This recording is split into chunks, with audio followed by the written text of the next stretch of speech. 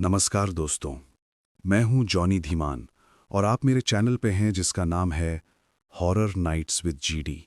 और जहां आप सुन रहे हैं कहानी, वो भी मेरी जुबानी। दोस्तों, हम हर बार बड़ी मेहनत से आपके लिए एक दिल दहला देने वाली हॉरर स्टोरी बनाते हैं।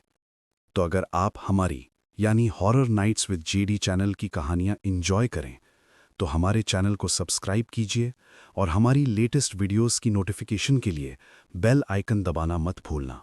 बिहार के भोजपुर जिले में एक छोटा सा गांव है। नाम नहीं लूंगा। वहां के लोग आज भी उस रात को याद करके कांप जाते हैं। वह रात थी दिवाली की, 2019 की दिवाली। पूरा गांव रोशनी से जगमगा रहा था।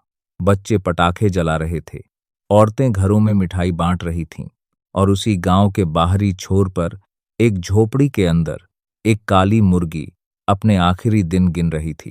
3 दिन बाद उस झोपड़ी में रहने वाला परिवार मरा पाया गया। माँ, पिता और उनकी 2 बेटियां।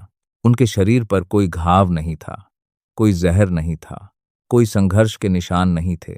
बस उनके घर के आंगन में एक काली मुर्गी के पंख बिखरे पड़े थे और दीवार पर किसी ने लिखा था, 3 दिन पहले मुझे मारना था, अब तुम मरे।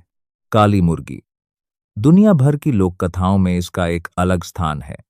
यह सिर्फ एक पक्षी नहीं, बल्कि रहस्य, जादू और डर का प्रतीक है। यूरोप में मध्यकाल में माना जाता था कि काली मुर्गी की बलि देकर शैतान से संपर्क किया जा सकता है। फ्रांस की लोक कथाओं में एक रस्म का जिक्र मिलता है। आधी रात को चौराहे पर काली मुर्गी की बलि दी जाती थी। उसका खून जमीन में दफनाया जाता था और फिर शैतान प्रकट होकर सोने के अंडे देने वाली मुर्गी देता था।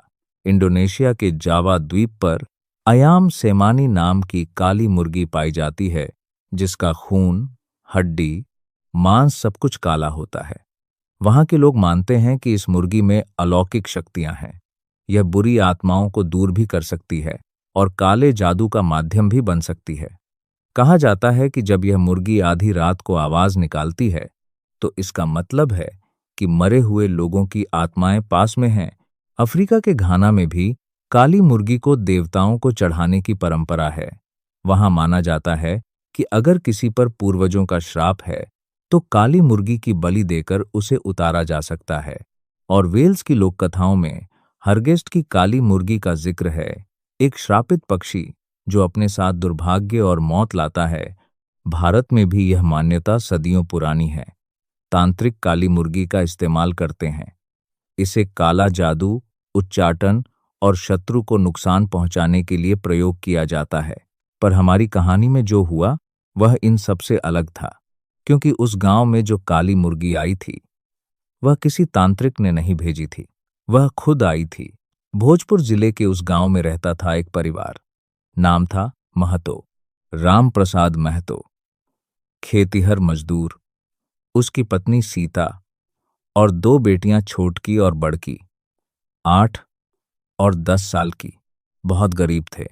मिट्टी की झोंपड़ी, टपकती छत, 2 वक्त की रोटी भी मुश्किल से मिलती थी, पर बहुत खुश थे। सीता रोज गीत गाती थीं, बच्चियां उसके साथ झूमती थीं। रामप्रसाद शाम को खेत से लौटता तो बच्चियां उसके गले लग जाती थीं। उस गांव में एक ठाकुर रहता था।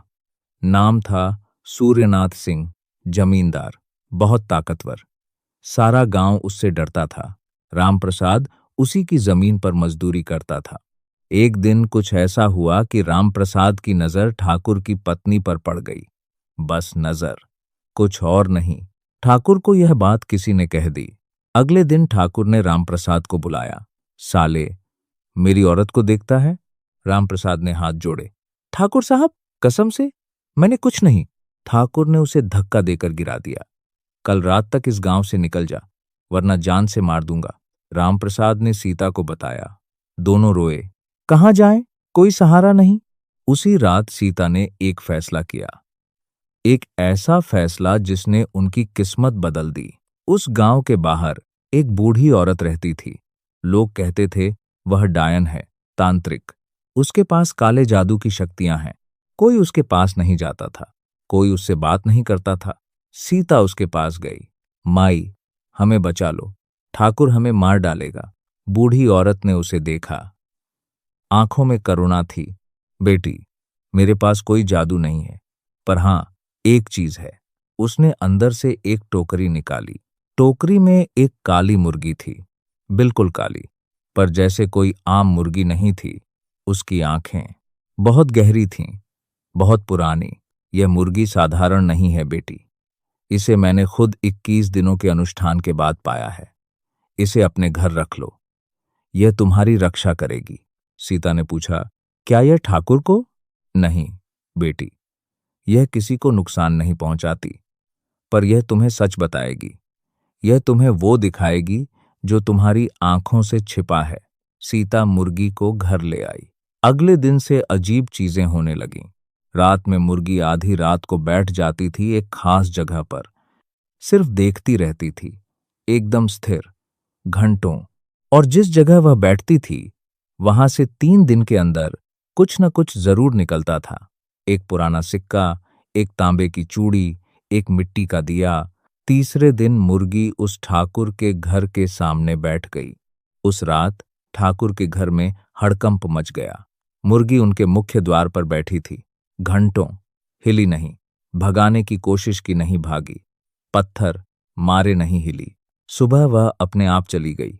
अगले दिन गांव में खबर फैल गई। किसी ने बताया, ठाकुर के पिता ने सालों पहले राम प्रसाद के पिता की जमीन हड़प ली थी। उन्हें झूठे केस में फंसवाकर जेल भेज दिया था। वहीं जेल में उनकी मौत हो गई। यह सच कभी किसी को पता नहीं चला था, पर मुर्गी ने किसी तरह यह राज उगल दिया। ठाकुर डर गया। उसे लगा यह मुर्गी उसके खिलाफ सबूत जुटा रही है। उसने राम प्रसाद को फिर धमकाया, इस मुर्गी को अभी मार दो, वरना तुम्हारा भी वही हाल होगा जो तुम्हारे बाप का हुआ था। रामप्रसाद ने सीता से कहा। सीता रोने लगी। वह मुर्गी उनके लिए किसी देवता से कम नहीं थी, पर मजबूर थे। अगले दिन दिवाली थी। उन्होंने सोचा, दिवाली के दिन मुर्गी को मारना ठीक नहीं, पर ठाकुर का डर था। दिवाली की रात, पूरा गांव रोशन, पर उनकी झोपड़ी में अंधेरा था। रामप्रसाद ने चाकू उठाया। मुर्गी उसके सामने बैठी थी, बिल्कुल शांत। उसने आंखें बंद की और चाकू चला दिया। मुर्गी मर गई। उसके पंख बिखर गए। उसका खून आंगन में फैल गया। उसी वक्त गांव में बिजली गुल हो गई। अगले दिन सुबह रामप्रसाद उठा। उसे लगा जैसे उसने कोई बहुत बड़ा पाप किया है। सीता ने उसे समझाया, हम मजबूर थे, पर उस दिन से घर में अजीब सी शांति थी।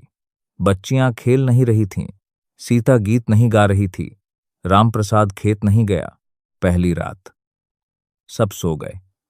रात के 2:47 बजे रामप्रसाद की नींद खुली। उसे लगा जैसे कोई उसे देख रहा है। उसने चारों तरफ देखा, अंधेरा था, पर उसे लगा जैसे आंगन में कोई खड़ा है, कोई काला बड़ा साया। दूसरे दिन सीता बीमार पड़ गई। उसे तेज बुखार आ गया। डॉक्टर ने दवा दी, पर कोई असर नहीं हुआ। बच्चियां भी चुप रहने लगीं। वे एक दूसरे से फुसफुसा कर बात करती थीं और बार बार आंगन की तरफ देखती थीं।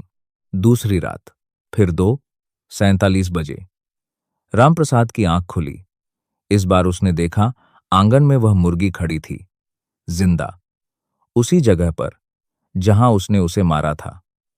उसकी आंखों से खून टपक रहा था। वह उसे देख रही थी। रामप्रसाद चीखा, पर आवाज नहीं निकली। तीसरे दिन सुबह सूरज नहीं निकला। आसमान में काले बादल छा गए। दोपहर में ही अंधेरा हो गया। गांव वाले हैरान थे, किसी ने ऐसा नहीं देखा था। शाम को सीता ने रामप्रसाद से कहा, सुनो, मुझे माफ कर देना, मैं ही वो मुर्गी लाई थी। रामप्रसाद रो पड़ा। नहीं, मैं माफी मांगूंगा उस मुर्गी से। तीसरी रात, दिवाली के 3 दिन बाद, वही वक्त, 2:47 बजे गांव में तेज हवा चली। पेड़ हिलने लगे, कुत्ते एक साथ भौंकने लगे, और फिर सन्नाटा। अगली सुबह गांव वालों ने देखा, रामप्रसाद की झोपड़ी से कोई नहीं निकला। दोपहर तक इंतजार किया, फिर किसी ने अंदर जाकर देखा। चारों लाशें पड़ी थीं। रामप्रसाद, सीता, छोटकी, बड़की, सबके शरीर पर कोई निशान नहीं था। उनके चेहरे पर एक अजीब सी शांति थी। जैसे वे सो रहे हों, पर उनके सीने पर काली मुर्गी के पैरों के निशान थे, बिल्कुल साफ। आंगन में वह मुर्गी फिर से बैठी थी, जिंदा, बिल्कुल स्वस्थ। गांव वालों ने उसे पकड़ने की कोशिश की, पर वह एक झटके में उड़ी और गायब हो गई, जैसे हवा में घुल गई हो। दीवार पर किसी ने कुछ लिखा था, लाल रंग से, खून की तरह, 3 दिन पहले मुझे मारना था, अब तुम मरे। पुलिस ने केस दर्ज किया, पूछताछ हुई, पोस्टमार्टम हुआ। रिपोर्ट में लिखा था, मृत्यु के कारण अज्ञात, किसी तरह के विष या चोट के निशान नहीं। केस बंद कर दिया गया। पर उस गांव के एक बुजुर्ग ने बताया, यह कोई आम मुर्गी नहीं थी, यह तो वही थी। कौन थी? उसने बताया, सालों पहले इसी गांव में एक लड़की रहती थी, बहुत सुंदर। उसके साथ कुछ बुरा हुआ, उसने आत्महत्या कर ली। मरने से पहले उसने श्राप दिया था, मैं वापस आऊंगी और जिसने मुझे यह दिन दिखाया उसका नामो निशान मिटा दूंगी। वह लड़की काली मुर्गी बनकर लौटी थी। उसने सीता को चुना, सीता ने उसे घर में जगह दी। उसने ठाकुर के पिता का सच उगल दिया, पर जब उसे मारा गया तो वह श्राप बन गई। श्राप? हाँ, जो उसे मारेगा उसकी 3 पीढ़ियां मिट जाएंगी। रामप्रसाद ने मारा, उसकी पत्नी, उसकी बेटियां सब चली गईं। गांव वाले आज भी उस रात को याद करते हैं। ठाकुर सूर्यनाथ सिंह उस घटना के बाद पागल हो गया। वह हर रात चिल्लाता था, वह आ रही है, काली मुर्गी आ रही है। 1 महीने बाद उसकी भी मौत हो गई। डॉक्टर ने बताया, दिल का दौरा। पर गांव वाले जानते हैं, वह काली मुर्गी, वह सिर्फ एक पक्षी नहीं थी, वह बदला था, वह न्याय था, वह उस लड़की की आत्मा थी जिसे कभी इंसाफ नहीं मिला, और उसने खुद इंसाफ किया। आज भी उस गांव में कोई काली मुर्गी नहीं पालता। आज भी वहां के लोग दिवाली की रात अपने दरवाजे बंद रखते हैं, और कहा जाता है कि अगर कभी आपको कोई काली मुर्गी रात में अकेले में मिले, उसे देखती रहे, बिना हिले डुले, तो समझ जाना कि वह कोई आम मुर्गी नहीं है।